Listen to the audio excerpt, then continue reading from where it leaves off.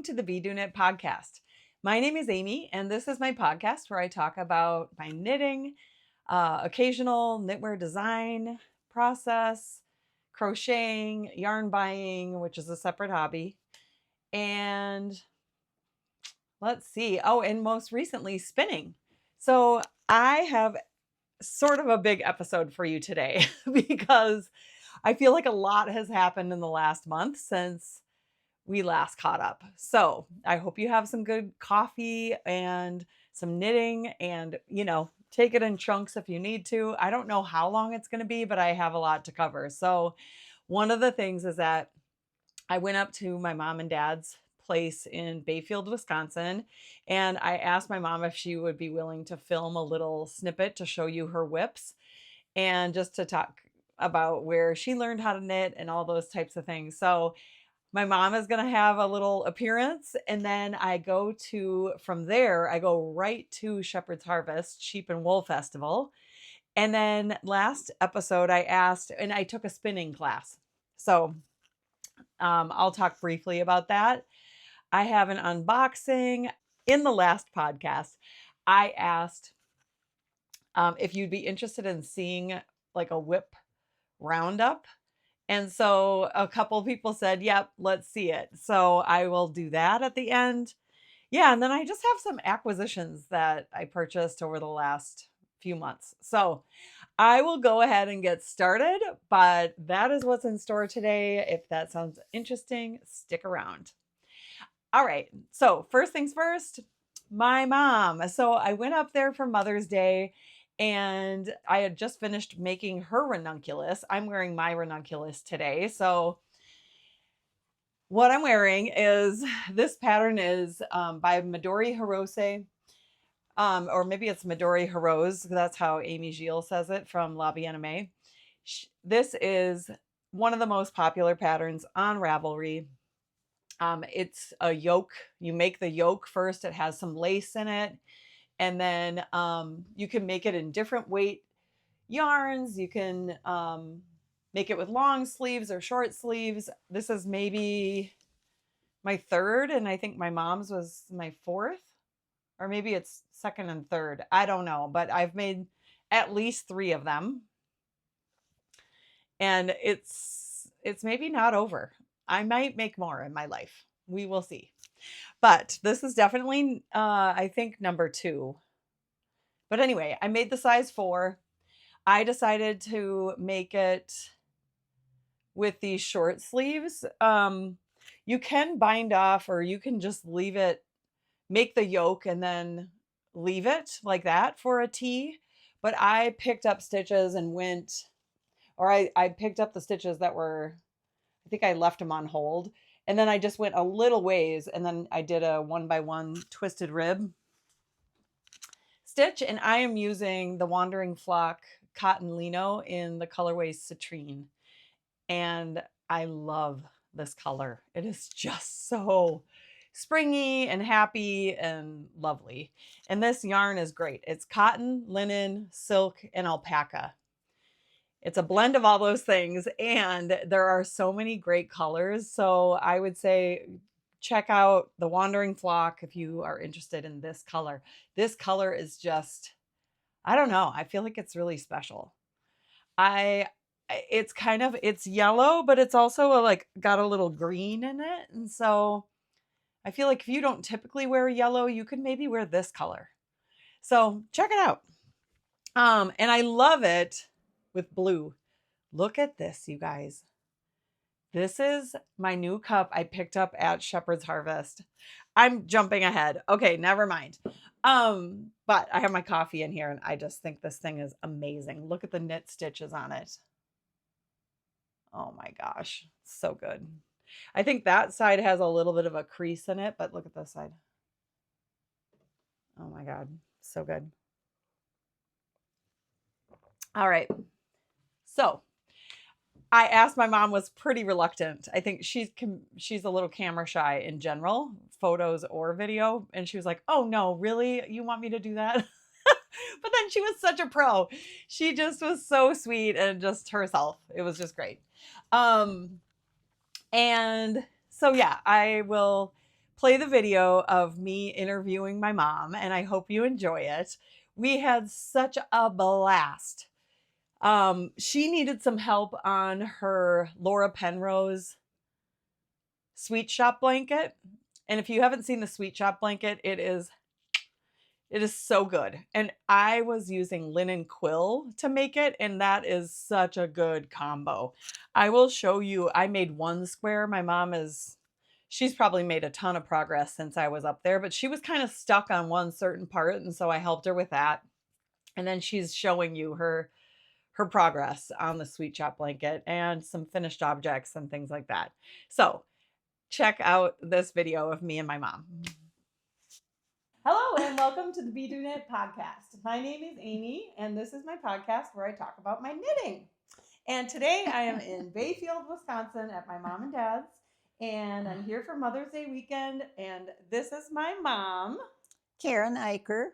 Yes. And tomorrow I'm headed to the Shepherd's Harvest Sheep and Wool Festival, but my mom and I have been busy working on a project together. I won't say what it is quite yet, but I thought I would introduce my mom and have her tell us what she's knitting, show a couple of her FOs, and also maybe tell us her fiber story.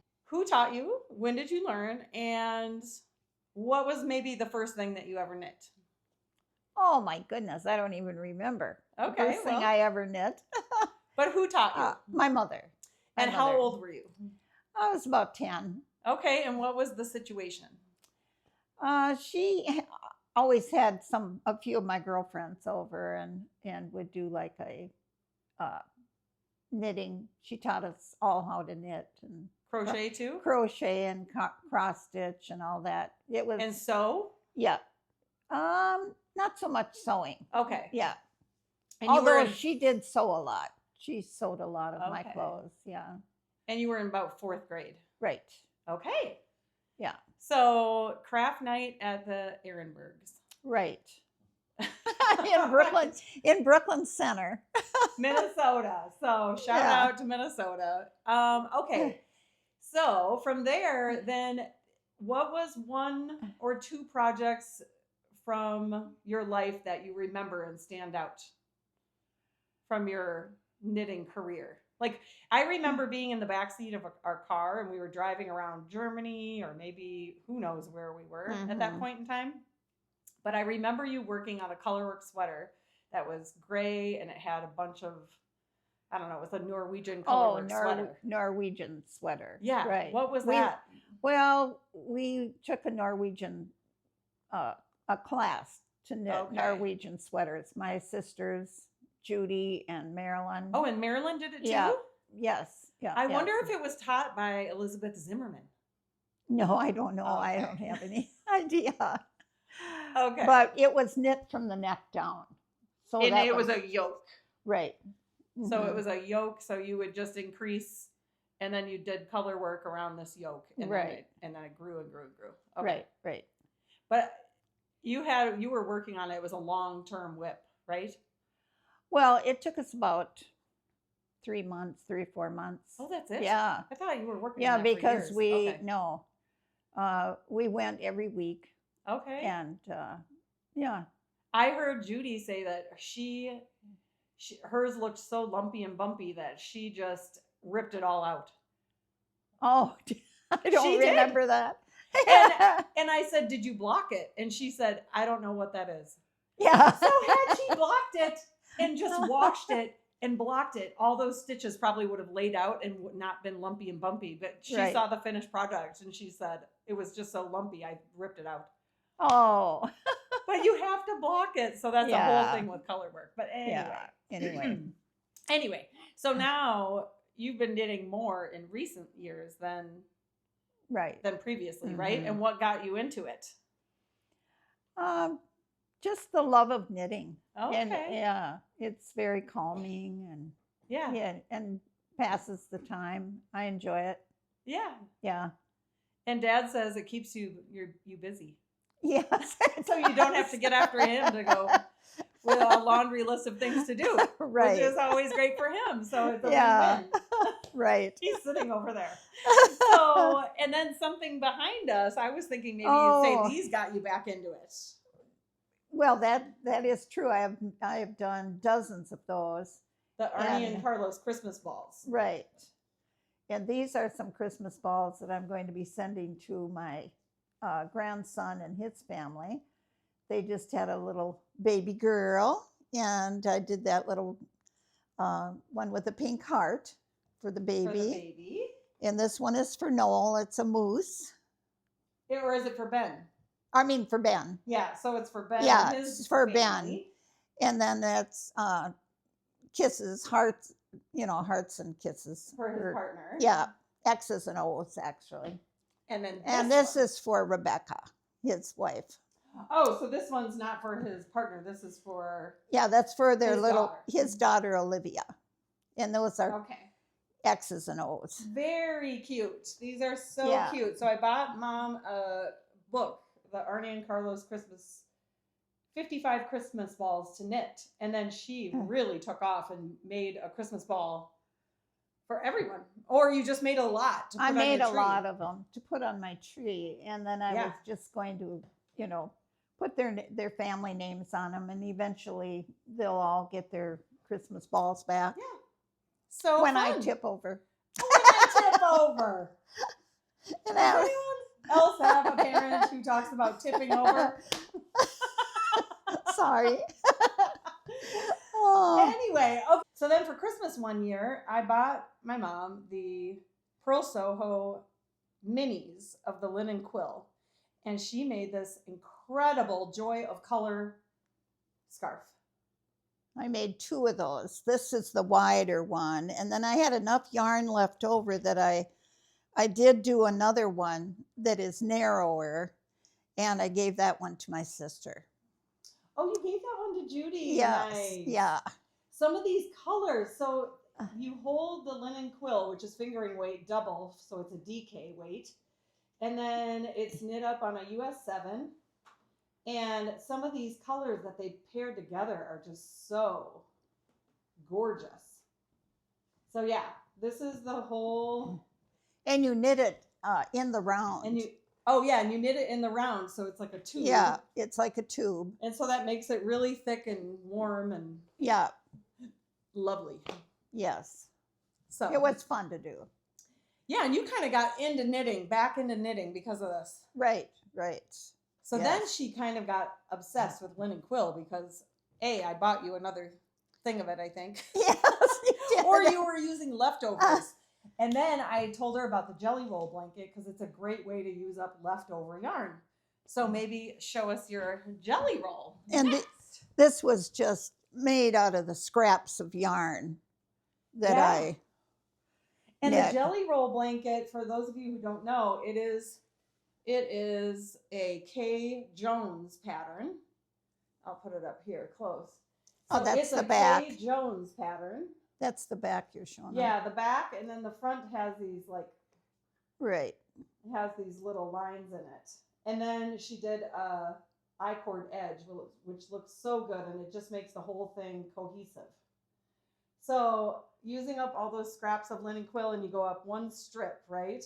Right. And then you just go until you run out of yarn, you switch colors, and then you do the next one, and the next one, and the next one. So this is a little lap blanket for the car, right? Right. I keep that in my car. So cool. Yeah. So yeah, great way to use up scrap yarn, the jelly roll blanket. So you made this. And then I made this hat. This is the Melt the Ice hat. Melt the Ice hat. And then I... You want me to put it on? And what about anything about this one that you want to talk about? Well, I did the little ball with those. They have these little plastic balls that you can do. Yeah. You can make the pom-poms, and it really works good. So this is pretty cool. Yeah. That was fun to do. That's more of a, of course it fits you. So I can't really say it's a child's one. I was going to make one a little bit bigger. I think maybe your gauge, it just it works perfectly for an adult. It was maybe a child's hat, but it works really good. Yeah. Yeah. Because it fits you too. And then we started to work on these ranunculus shirts. Right. And I made mine first in this wandering flock cotton linen. It's cotton, linen, alpaca, and silk. And then I love this yarn. And this pattern is so famous. And then Mom's is made with a different color. Hers is indigo blue, and mine is in the color citrine. Right. And I love this yellow. And I started, and it was a little confusing to me, and more than I wanted to handle. And so she said she would take it and finish it. And so she did. And she did. It was a wonderful birthday gift. Oh, so yeah. So now we have matchy. We were gonna wear them, but we couldn't pull it together. Yeah, you need to have a shirt underneath because it's just one ply. Right. You know, knit with one ply, and they're kind of see-through. Yeah. So exactly. Yeah. So and now the love of linen quill continues because I am making a project. As you know, my half and half triangles wrap. And so this is growing and growing and growing. And hopefully I can finish this by the end of May. And then I came up here and Mom is making this is the Sweet Shop blanket. And I've gotten down to my 4th square. Yep. So this one is first. This is the foundation square. Right. Then you make this one, the left square, the right square, and now in the middle of it will be this 4th square. Right. And then you've done all the patterns that are involved, all of the square patterns that are in the full pattern, right? Right. Once you've done the 4 Once squares. you've done the 4 squares, then you can do anything. You can do anything. Yeah. And really and the one it that's just going to keeps get growing and growing. Yeah. And you can make it a small blanket, like a baby blanket, or you can make it into a lap blanket or a throw or a full blanket. Right. And I'm planning on doing 48 squares. Is that a full size blanket? That's a medium. Medium? Okay. Yeah. It's not a huge one. Or maybe you'll keep going. Or maybe it will keep going. We'll see. I have a lot of this yarn and I love this Pearl Soho yarn. I know. What do you like about it? It's just the feel of it, and it does not peel, you know, or pill. Yeah. And you used to use some yarns with acrylic in it, right? And so I think switching to a really good yarn like the Pearl Soho linen quill is just a game changer. Yes. It's hard to go back. Too. Right. After you've used it because it feels so good in your hands. And I think, I don't know, cotton yarn can be hard on your hands, but wool really is gentle on your hands. It feels good when you're working with it and all the things. So, all right. All right. Well, that is the update from here. And anything else?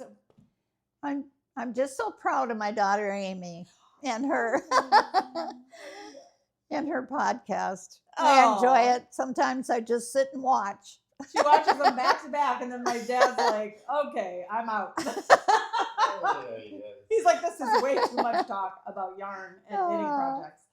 So anyway, well, thanks for being on the podcast, Mom. Sure. And we will see you next time. I'll insert a recap of the Shepherd's Harvest Sheep and Wool Festival as well. So happy Mother's Day, everybody. Happy Mother's Day, Mom. Thank you. And keep on knitting, kittens. Bye. Bye. Okay, welcome back. I hope you enjoyed that video of me with my mom and seeing all of her whips and hearing about where she learned to knit and all that type of stuff. So anyway, thank you, Mom, for doing the video. So when I was up there, my mom and I were knitting, and I just decided to look at the classes at Shepherd's Harvest because I've been there a couple years in a row and I've been to the same vendor booths, and you know, I love seeing those vendors. I love seeing new vendors and going to going into the barn and seeing the animals and all that. I mean, it's just a joy. So how could you not love it? And then running into people from the knitting community is just so great. There were a couple people I ran into and I didn't realize who they were. Like one of the gals who owns Dandelion Fiber, that shop in Minneapolis. I've been in there a couple of times now, and the two ladies that own that shop are just so nice. And anyway, I ran into one with her daughter. I assume it's her daughter in one of the animal barns. And I wish I would have said hi, but I didn't. And so anyway, I wish I would have met her that day, but maybe next time. So I just got something in my eye and it's really itchy.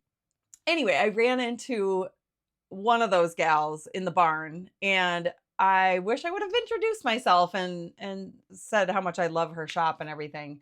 And then the two times I've been in there, I've been so shy. Like usually I go into a shop and I'm like, do you mind if I film? And that shop is so great. And they have Sandnes yarn and all these yarns that you can't get everywhere in Minneapolis and St. Paul area. So it is a great shop. And they're the yarns that they curate are just, they have Knitting for Olive, Sandnes yarn, all kinds of great stuff. So I highly recommend going in there. And maybe you watch Kristen's podcast. I'm blanking on the name of the podcast. Anyway, I forgot the name of her podcast, but I'll put it on the screen. I watch it all the time. I don't know how I could forget, but that's what happens when you're in your 50s. Okay. Sorry, Kristen. But anyway, I know she goes there and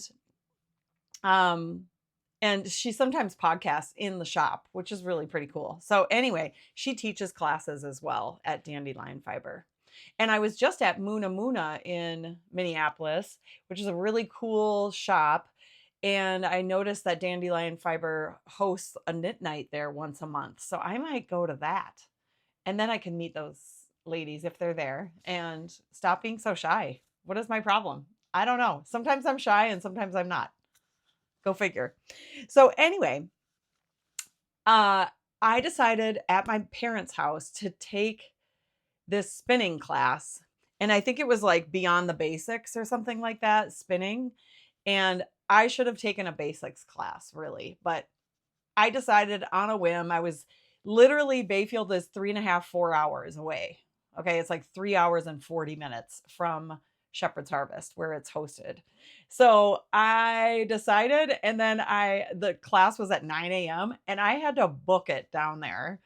So I got up at like 4:30, 4:45, and then started making my way to Shepherd's Harvest so I could get there by 9 o'clock. And I got there literally right before 9 o'clock. But it was great. I walked in, there was a couple seats left, and I wasn't the very last person to show up, which is amazing. And but anyway, it was such a beautiful morning driving down to Shepherd's Harvest, and I'll show you a couple of pictures. Like the sky was beautiful. I was up before it was even light out, driving. So it was fun. Like only a knitter, like a real serious knitter would get up at 4:45 in the morning to go take a spinning class at a yarn festival. I mean, incredible. So I did that. And when I got to the class, we got 2 tennis balls. One of them is inside this yarn ball right now. And then I got a couple of bats of wool. And I think she said it's Romney fleece and roving. So anyway, you can peel it back like this and then start to spin with it. So I learned some basics. Like once everybody was working on something, she kind of came over and was helping me learn because I was really struggling with my spinning. I've only watched somebody do it once and then I was just trying to do it. So I tried to do that on my own at home because I bought a bunch. The first year I went to Shepherd's Harvest, I bought a bunch of this wool here. And I loved those colors, and I still do. And so I want to use this to make, I'll put that in front of my face, I want to use this to make the Jaunty shawl by Andrea Mowry.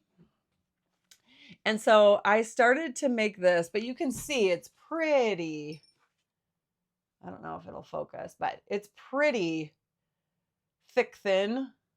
And I really didn't know what I was doing at all. I took this off of here and then I brought this spindle, the drop spindle, to class. Or no, maybe I borrowed one because I was not anticipating signing up for that class until I was already way up north. But anyway, I borrowed one of hers, and you can even see right here, like there's still some fuzzies on it. I mean, I'm just learning, but it's like thick, thin. But at the end of the class, it's just single ply. You know, people were learning how to ply, and this is a single ply because it's really not very good. And it's thick, thin, and which is fine for the jaunty shawl. But just so you can see, oh my gosh, you can probably see it pretty well right here. You can see this thick strand of yarn and then like super thin inside of there. Is that hilarious? You know what? You got to start somewhere. It's fine. And I will just make this thick, thin shawl and it'll be really fun. It's fisherman's rib, so it's bouncy and it'll be just fine. So anyway, we got this. We were sitting in a semicircle around this instructor, and I'll put a photo of her up. I kind of snuck a little video or a photo. I can't remember. And she just kind of was teaching us different things. So I have this curriculum. Her name was Kim Specht, and she has Romney, fleece, and roving, and then she teaches spinning and felting classes. And she is from Plum Creek Fiber. So, yeah, Kim Specht. And in the spindling class, we learned like about the fiber, about worsted versus woolen spun yarn, the equipment, and then there were some techniques that we tried to do. Some people were doing some plying, and I was not ready for that. She came over to me, and I was struggling. The struggle was real. And she came over and taught me how to park and draft. So basically, like you're pulling the fleece or the batting out a little bit, and you spin the spindle, and then you're pulling on this thing, and then you park it in between your legs, and then let go, and it kind of spins up like this. So anyway, it's hard to describe, but I learned how to do that. And I felt like I made a little bit of progress on my learning journey of spinning, which was one of my goals for this year. So if you have been following for a while, you probably saw that I wanted to learn how to spin this yarn, or this wool, and or the fleece. I don't know what you call it. Wool. I guess it's wool when it becomes a yarn, or it's wool batting. I don't know. So anyway, yeah, it's a process, and I'm learning, and it'll be great. So the tennis balls were to put when you want to take the yarn off of your spindle, you need to like put it onto something because it's single ply. It might start unraveling. So you got to like put it on something. And anyway, from there, that was from 9 till noon. And literally I was drafting and parking the entire time. I didn't even get to a point where I was like brave enough to, stop, draft, and park, just like spin it and let it hang there, because it was such a mess when I was trying to do that. So I am going to keep going and keep practicing, and we'll just see what happens. So that said, one of the first places I stopped, so I just went into a couple of barns because I had taken that long drive from Bayfield, and I had taken that spinning class. I was pretty tired, and it was Sunday, the last day of Shepherd's Harvest, and I had just been away all weekend at my parents'. I was kind of like tired, and so I kind of wanted to go home and see my husband and my dogs. And so I went to a couple of barns, but I saw lots of people. I did miss seeing Diana from Harvest Hill Acres, which was a bummer. But there's always next year. So I don't even know if she was there. I assume she was there.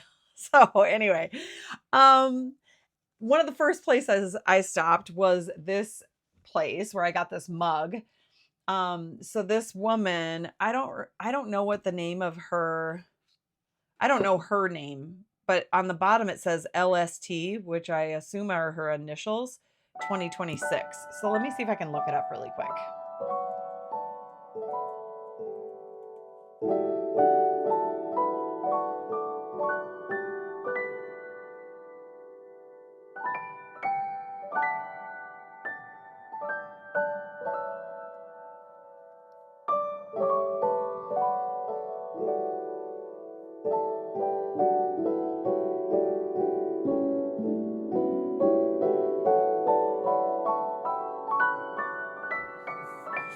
But anyway, this was also something I picked up, and it's just this little bowl or dish. You could put rings in it or jewelry or whatever put it on your bedside table or put stitch markers in it. I bought it specifically to put cookies in it and to set it on top of my coffee cup so that the cookies are up here and they're staying warm from the coffee. This is how I roll, people. Yeah. I think I saw Molly from the Homespun House doing that, and I loved that idea. So I'm often trying to balance things and like bring up the dog food. Like I have the dog's food in their dishes, and then I'm like coming up the stairs to go sit on the couch and knit, especially in the winter, in the morning with my coffee, and then maybe I'll have like Christmas cookies or something. And so it's just perfect because like I'm always trying to balance too many things. So that said, look at these cute knit stitches on here in blue. So pretty. So yeah, this is the perfect combo. Super excited about that. Maybe I'll set it on there to keep my coffee warm. But anyway, so I went there, and then I went to Stephen B's booth. I ran into Teresa from Get Bent's Farm, and also Sarah from Muse 2320. But this is my Felix cardigan, and I use Teresa's yarn. It's Rambouillet yarn, and it was dyed by Muse 2320. So I had to get a picture with them. I'll pop that up here. And super fun to run into them. And then I was at Fiber MacGyver, Susie's booth, and all of a sudden I heard Jen Geigley come in, and she's like, hey! So it was such a fun little meetup. So Jen Geigley was there, and then Susie, Emily from the Botanical Knitter, and Greg from Plaid Perch Farm was right next door. So we just had a blast catching up and just saying hi to all of our yarny friends. And Susie, and it was so funny because I just bought this mug and I was showing Susie and Emily, and they're like, and I had run into Emily at that booth, and she was picking up a mug too. And Susie had purchased this one that kind of looked like wood, like it had these like wood shape in it. And Emily must have been looking at that mug the day before, and she was like, what? I told her about that mug. And then Susie had gone and bought it for herself. And Emily was like, what? I wanted that mug. So they just had a moment, and it was hilarious. So anyway, I'll put up some photos of that. Those two are such good friends, and it was just such a hoot. You know how it is, like when you're friends and then you both want the same thing. But Emily must have passed it up, and then Susie went and got it. It was so funny. So anyway, long story short, it was super fun to see all of them. And then I ran into Greg, and he was telling me about his spinning journey and experience. And he had this really cool spindle that was like a supported spindle. So it was like on a plate or something. And then, you know, the spindle came off of that plate, like rested on it. And then he was spinning from there. So super cool. I have never seen something like that. And yeah, I just had a blast seeing old friends. I saw Steven from Stephen B. And yeah, it was fun.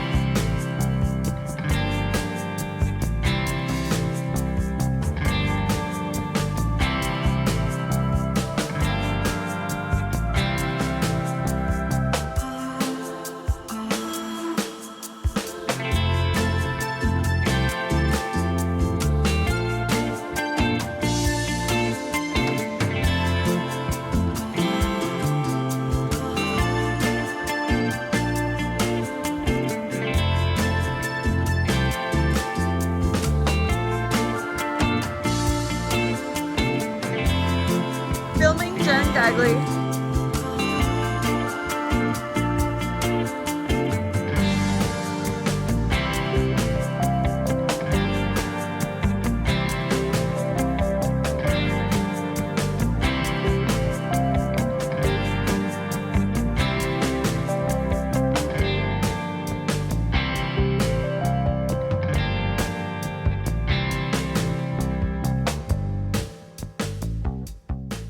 I went into the animal barn and somewhere I hadn't been last year.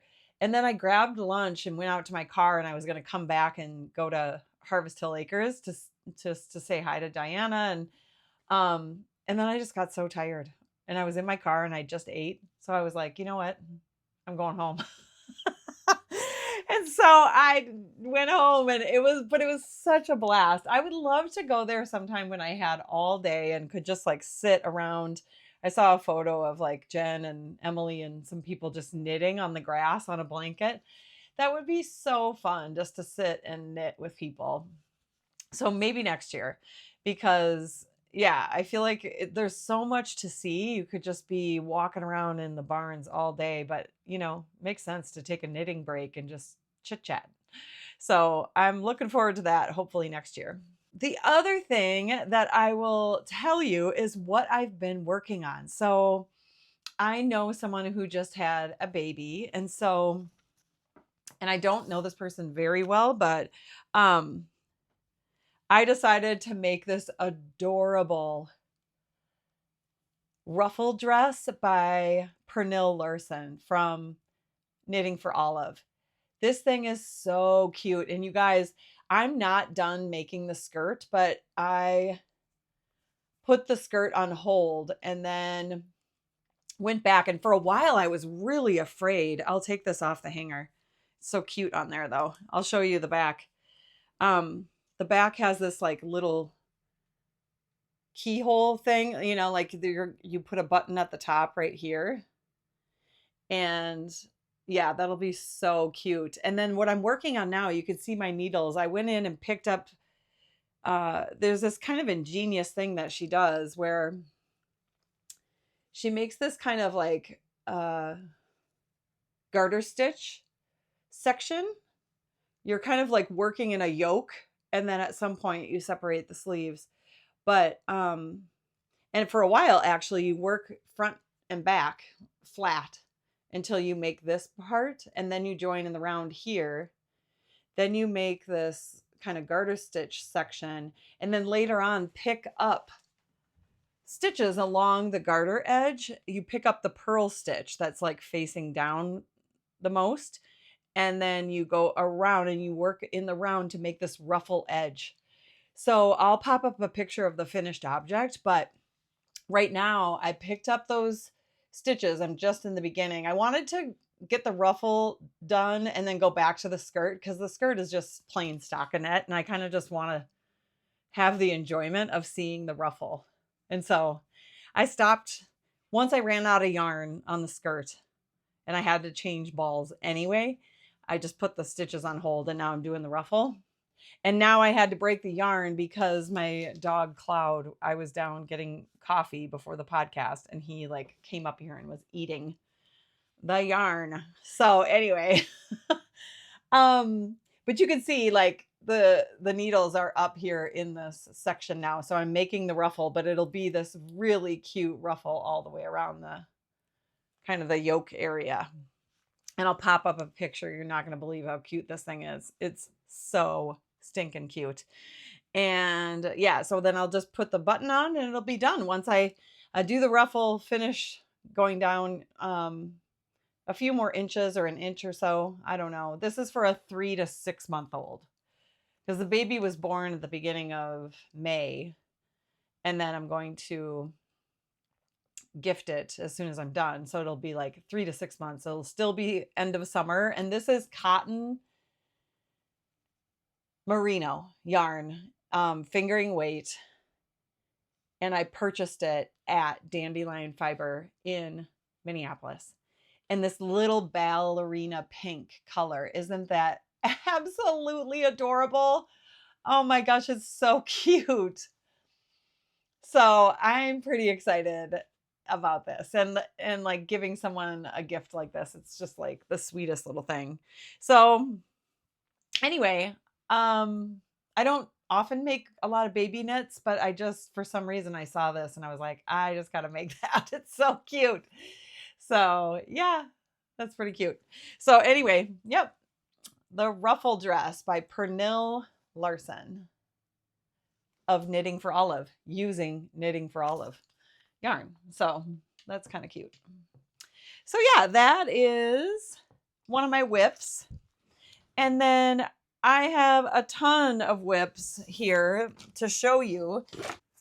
The one that I've been focused on for the last month and a half or so is my half and half triangles wrap, and I've made quite a bit of progress. I can't believe I stopped in the middle of a row. It's like, what? Why? I could just finish it out, you know? That's so funny. But anyway, here it is. That's how far I've gotten on the second color. So I completely finished the first color and now I am working on that second color. So I'll pop up what it looks like when it's done, but I can just envision having this wrap on. I think it's going to be just great. And these colors I love, and linen quill is just a dream to work with. My mom is obsessed with linen quill. She's got like a love affair with this yarn going on.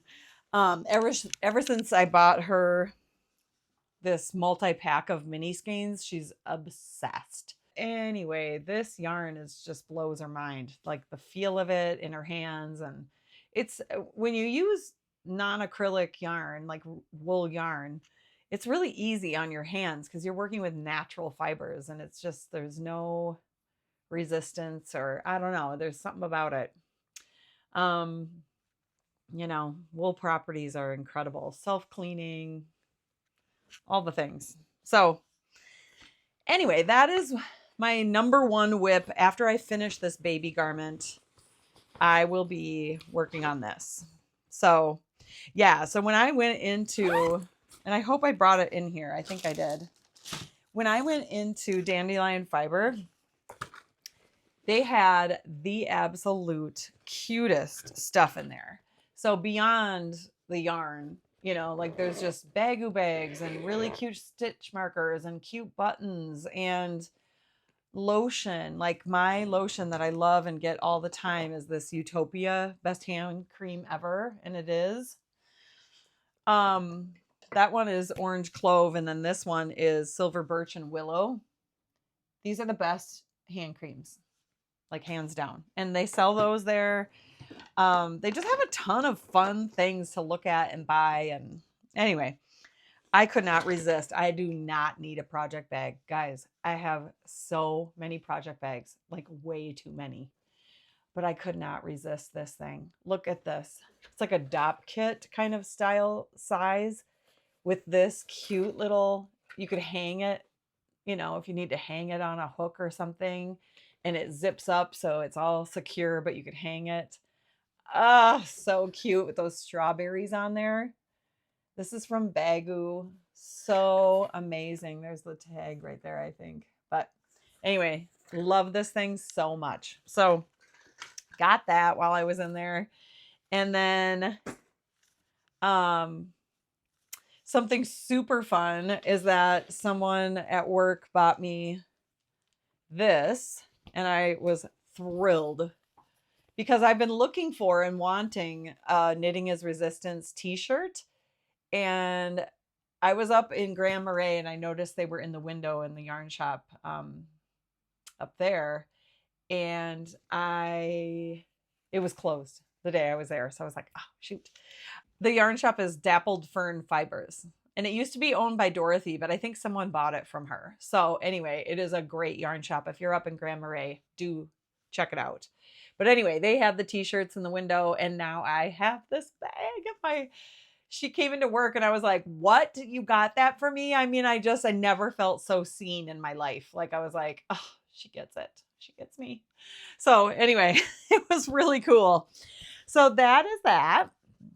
My mom, by the way, she bought me this. I've never had one of these. Like it's like a yarn buddy, you know, you put your yarn in it and then your yarn ball, and then you can just like pull on the yarn and it's in something contained, so it's not rolling around on the floor or whatever.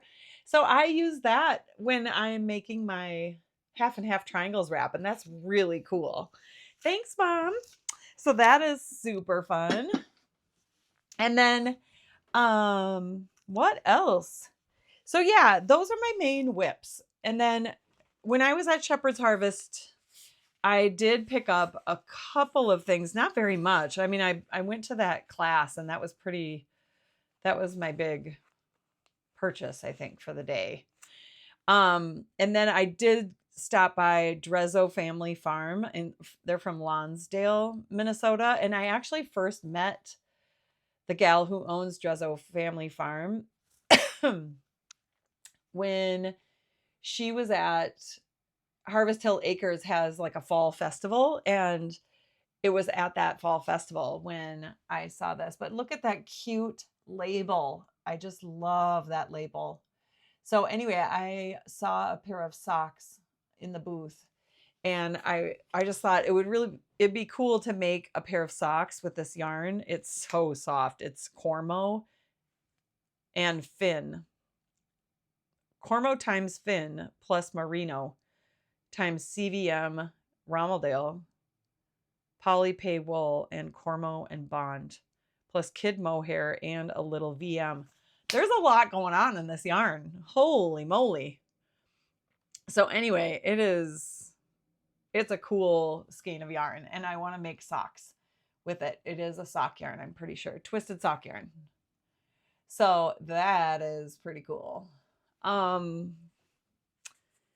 And I think what I want to do is just do a ribbed sock, just a ribbed sock, a nice ribbed sock. So I don't think there's any superwash in this. So, oh, it does say Polypay wool. What does that mean? Does anyone know what that means?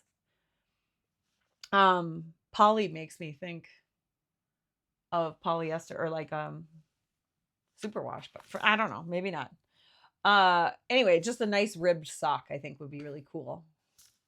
And maybe if there's no superwash in it and it's not going to be super tough wearing, maybe I can put a different heel toe on it from a superwash yarn paired with that. I don't know, maybe like a Creme or something.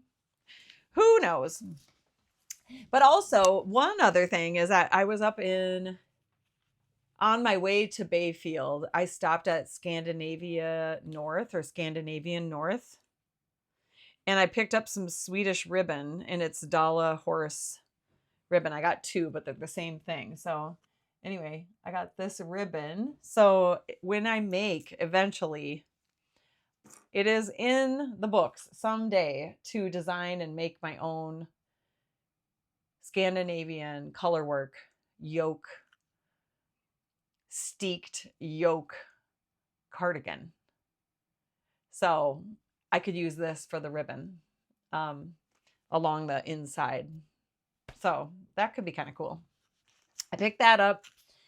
And then, yeah, so the rest of this is like the WIP Roundup, a couple of acquisitions, and one other update is that I did go ahead and purchase from the Woolly Mammoth.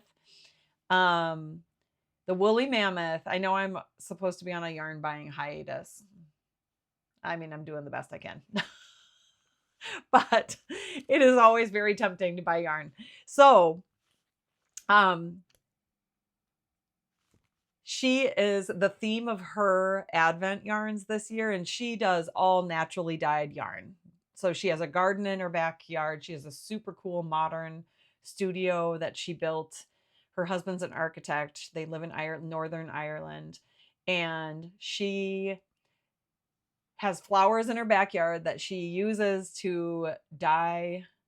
And I'm sure they're like prairie natural, like perennial flowers. And then she dyes her yarn using flowers, like from her garden. So cool. She has an indigo vat. And so I can imagine she's going to have a lot of options for this particular book. So her theme for her Advent yarn calendar is The Lion, the Witch, in the Wardrobe by C.S. Lewis. And I guess C.S. Lewis is from Ireland. I didn't realize that. So, but anyway, look at this. This is the classic book of The Lion, the Witch, and the Wardrobe by C.S. Lewis. And all those colors, like you can imagine, like that yellow. She's going to have plenty of yellow flowers in her garden, and then the blue from her indigo vat.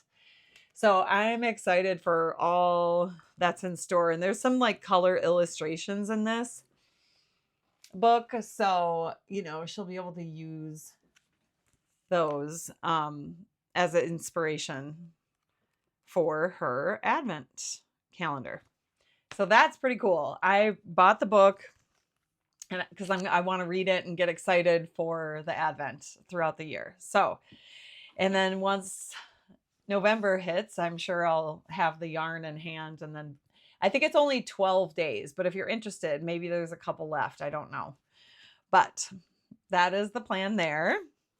And then, yeah, so I guess I'll move on to my whip down. Oh, and while I'm talking about the Woolly Mammoth, so here are some of her naturally dyed yarns. I made a purchase because I'm obsessed with the indigo vat and the indigo dyed yarn.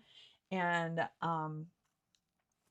so I bought a couple of skeins in the last shop open or the shop update that she had. And whenever she packs it, she always puts this cute tape on there. And anyway, I thought I'd open it with you. So it's going to be noisy. So I'll fast forward. Oh my gosh.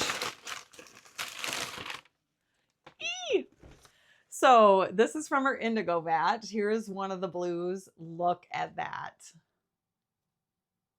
So pretty. Oh my goodness. So pretty. And then this one's a little lighter. I don't know if you can tell. Maybe I have to hold it back a little bit. So pretty against this yellow. Look at that. I'll hold this one more time. Oh my gosh, it's so pretty. And next to each other, you can see this one's like a little darker and this one's a little lighter. So I probably use it like, I was thinking that it could be cool to use this yarn. And this is the Causeway yarn, Oxford Down and Teeswater. It's 100 grams, 4-ply. Sourced and spun, made in the UK. So this is indigo number 2 from that dye lot, and then this is indigo number 1. So I was thinking it'd be really cool to make a pressed flowers shawl with this. Wouldn't that be gorgeous?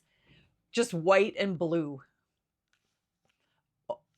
I don't even have words for what that would be. Like, that would be so incredible. So, I mean, I'm obsessed. So good.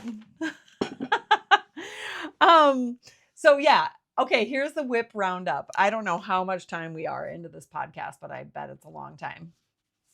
And I better make sure. It looks like my microphone is still going. So I'll try to be very quick. So this is in a BAGGU bag. You're going to see a lot of BAGGU bags here.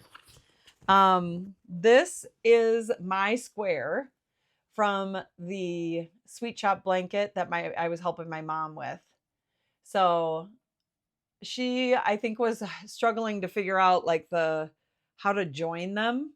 And so I just helped her see it. You know, sometimes you can't see what's going on. And anyway, I've just got Pearl Soho linen quill in here, reds and oranges, and I've got a ton of other colors. So I might make a sweet shop blanket, but probably I don't use blankets very much. So I might actually use her.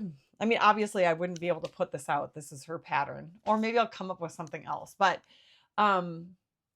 I might make a jacket, but use her sweet shop blanket pattern as an inspiration for it, to make some kind of jacket. That could be pretty cool. So yeah, so that's one of the WIPs, and that's by Laura Penrose. And then I have a couple of Stephen West patterns. One, I started making this shawl that he started it, and then somebody was like, oh, that looks like something offensive. And so he graciously redesigned very quickly, a pattern so that one image was not on there. So anyway, I was up at Wild Rice Retreat and I started the shawl, and then I never finished it. It was his mystery shawl a couple of years ago. So I love the colors of this though. And so I might rip this out and do a Vertices Unite shawl of his, because I've heard several people say that's their favorite shawl of his. And I don't know if that one was a mystery in MCAL, a mystery knit along where he like releases every week, 4 weeks in a row, he would release a section of the pattern at a time. I don't know if that was an MCAL, but that could be pretty cool to make, because a lot of people have been saying, or maybe like a brioche shawl of his or something. We'll see. Then the other Stephen West pattern that I'm working on, as I've shown you a few different times and I haven't gotten any more done on it, is my Penguono. So I made these welts and that's about as far as I got. But yeah, I'm just using leftover stash yarn and in the kind of purple pink color family, and with some pops of color of other colors. And that is something I'm also working on. So that's WIP number 3, or maybe it's more than that, but these are the ones that are lingering, put away where I'm not actively working on them. And this yarn is all kind of set aside. You can see the pinks and the purples. This is all set aside for that Penguono. So there's that. And then this has been a very long lingering, actually not knit WIP, but it's a crochet WIP where it's a bunch of granny squares for a pillow. And I didn't quite know how to put them together. And so it's kind of just rigged up. This is, I think, Red Heart yarn or something. It's really old, but I do have the pillowcase casing that can go with it for whenever I decide to make it. Yeah, so there's that. And then I did a swatch for this, but I didn't start making the tee, so I don't think this makes... I was making an outline tank using this yarn here. And this is it Cascade Fibers? I don't even remember. And there's no yarn ball, or there's no tag. So I have no idea. I think it's a sport weight yarn. But anyway, I was making this outline tank and I had to rip the whole thing back because the whole idea is that you get to the top and then you drop a stitch intentionally and rip all the way back down, and then you get this cool outline. And when I did that, it went right through. It took so long to make it because it was like sport or fingering weight. And I ruined it like the second I did that.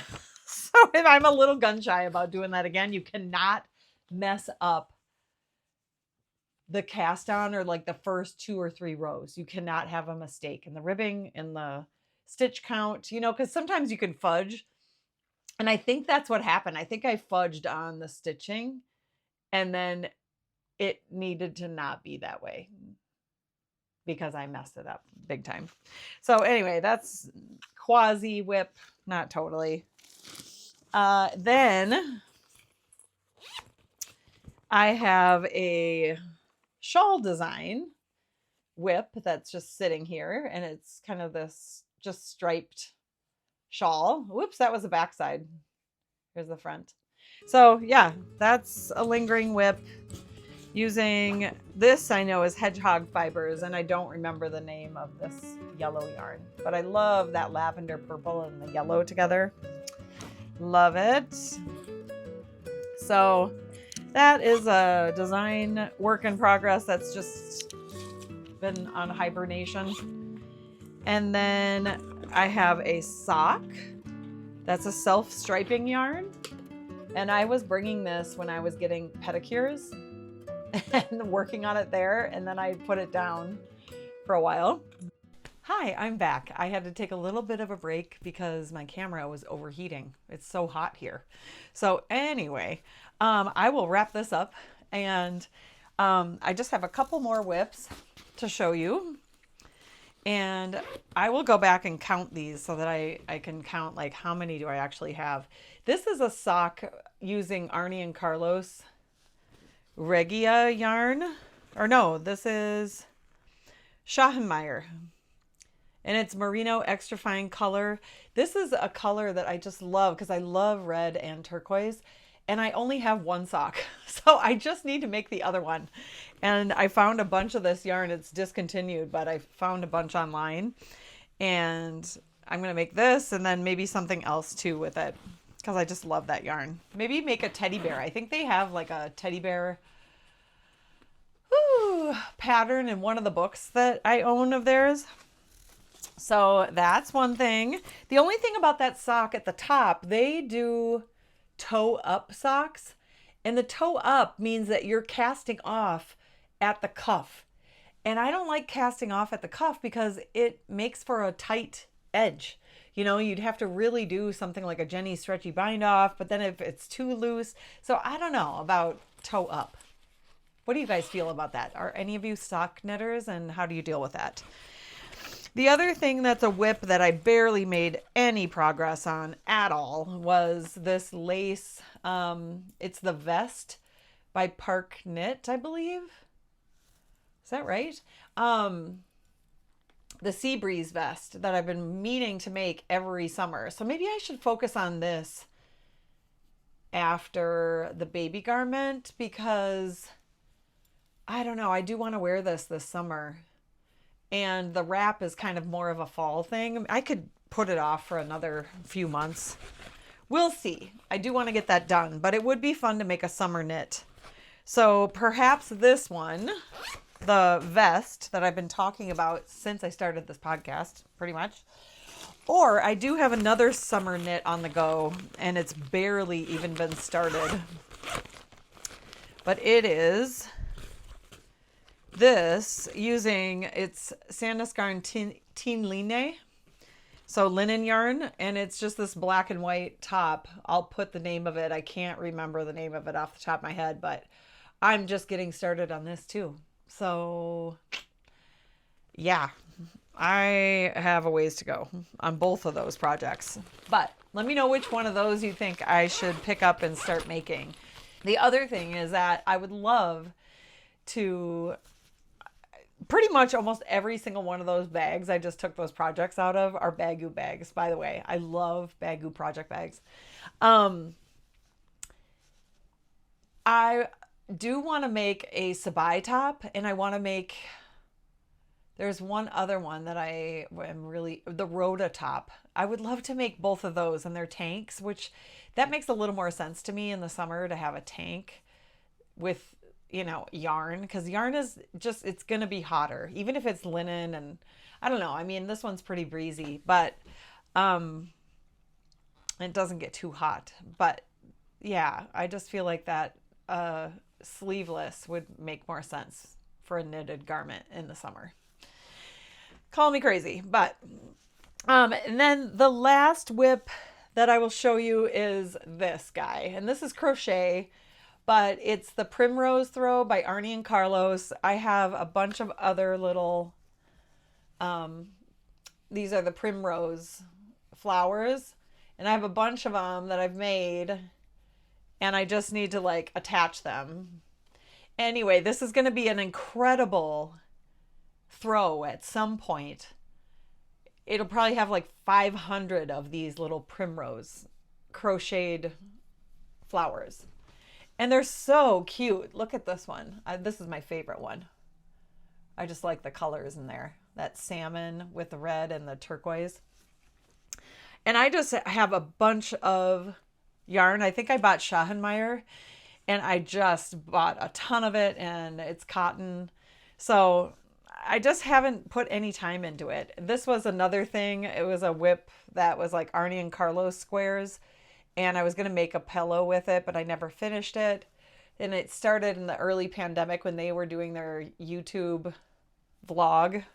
I can't remember what it was called, but it was like a pandemic. I don't know. I can't remember. But anyway, I'm sure a lot of you watched it. And then I picked this up in Mexico in 2019 when I was there. And I would love to knit a back for it. I don't know, like a green maybe. Or even a neutral, but it's such a pretty tapestry. And I would love to put this on a pillow, but I need to buy a sewing machine. And I have aspirations to be a sewist and to make garments that I can wear my knitwear with, but I have not started on that journey yet. There's so many things to do. But anyway, that is the episode today. One other thing, have you guys been making, or do you have an analog bag? So some people have been talking about having an analog bag, and that just means like no tech stuff. It's just, you put your knitting in it. You maybe have a journal in there. I bought this journal and I love it so much. And anyway, I've been seeing Christina's. I got a picture of me and my girlfriends on the front. And there's a space for cards, like a credit card or something, and then extra little doodads.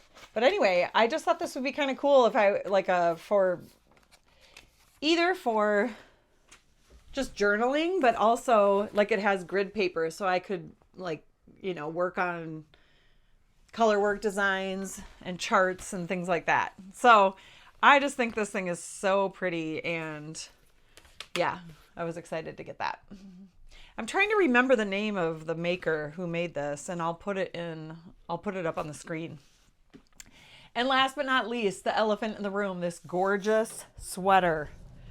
So you guys, this is all knitwear. It's Annie Larson. She lived in Minneapolis for many years. She was like a fashion designer here in Minneapolis, and then she started this company where she made sweaters. She bought a knitting machine. So it's a knitting machine sweater, and it has intarsia on it and these like cool little stripes of intarsia. This thing is so cool. The way she does her business is you order the garment, and then she would make it on her knitting machine, and it's made to order. So she doesn't have a bunch of sweaters lying around. You would order it, and then she'd make it. So it's like zero waste. So pretty cool. And I bought 2 of them. She was like taking her last orders ever. And I think so her name is Annie Larson. When she left Minneapolis, she went to go work at the New School in New York at Parsons. So she taught there for 9 years, and then now she's wrapping up this knitwear design business. And she's going to start doing something else. So anyway, she's based in Brooklyn, New York, and it was called ALL KNITWEAR. There's one more sweater that I bought from her, and it's this one. So anyway, here's the logo, ALL KNITWEAR. And I'm sorry, you can't buy it now. I don't think she's selling them anymore. So anyway, but I thought this was cool inspiration for knitters. She's got these little welts.